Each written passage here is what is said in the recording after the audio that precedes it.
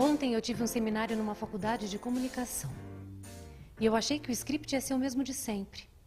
Muitos copos d'água, muitos estudantes sonolentos e uma infinidade de gente fingindo fazer perguntas, mas na verdade tentando comprovar teorias malucas e falando sem parar.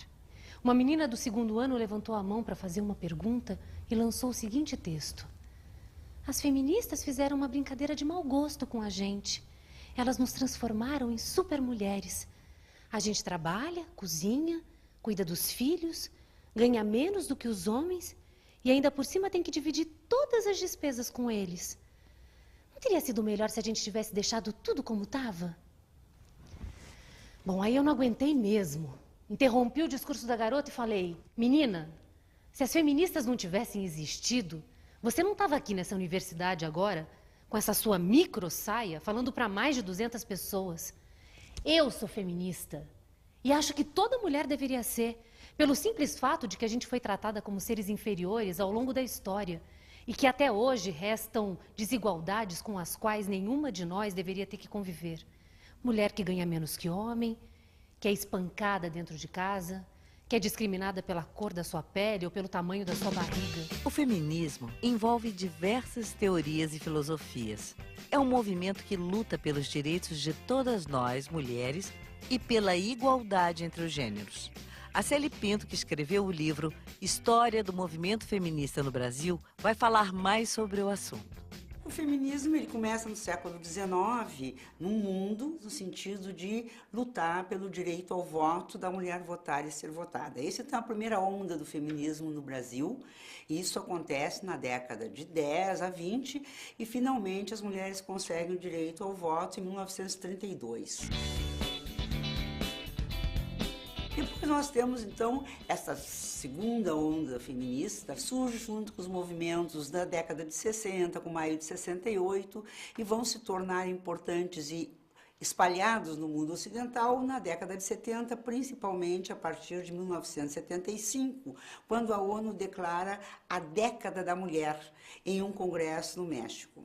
No Brasil, nós temos esse período, um período muito difícil, que é um período ditatorial, em que realmente começa a aparecer as primeiras manifestações feministas aqui, muito perseguidas.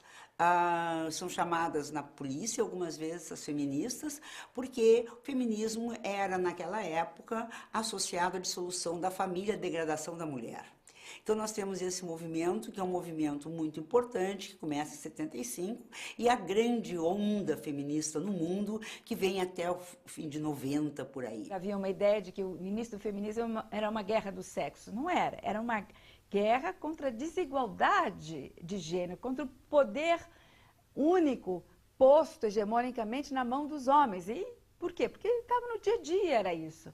Na nossa legislação estava assim. Os homens podiam castigar fisicamente as mulheres. O chefe de família era o homem e não a mulher. A nossa grande luta sempre foi, e é até hoje, o direito de ser mulher, de ser mãe, e sendo mulher e sendo mãe, de ter direitos à sociedade igual aos homens.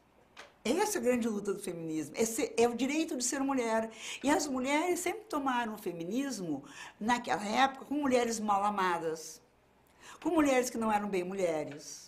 Porque essa era a ideia do discurso dominante. O que é o feminismo? É uma forma ativa de manifestar um desconforto com a sua condição. Onde é que te chateia? O que te incomoda? Né? A nossa era uma série de coisas, a nossa geração. Essas coisas que nos incomodavam, espero que, né, que vocês, né, que a nossa geração, nossas filhas, netas e tal, já não incomode mais, mas deve ter outras coisas. Segundo a escritora americana Naomi Wolf, as mulheres conquistaram muitas coisas nas últimas décadas, mas também viraram vítimas de novas prisões, distúrbios ligados à alimentação, cirurgias plásticas e a necessidade de se corresponder a um modelo idealizado de mulher. A movimentação que continua ainda necessária, especialmente nos nossos países latino-americanos, no Brasil, é para políticas públicas, para direitos das mulheres. Aí, então, o feminismo tem que estar constantemente dialogando com o Estado, dialogando com a opinião pública, para que você tenha algumas questões básicas do feminismo, como fim da violência contra as mulheres. É um desastre. Se você imagina que é uma grande luta e que hoje ainda você tem violência contra as mulheres. Hoje, a luta de todas nós é diversa. Depende muito do contexto de cada país ou região. Por isso, o feminismo tem muitas correntes, muitas caras.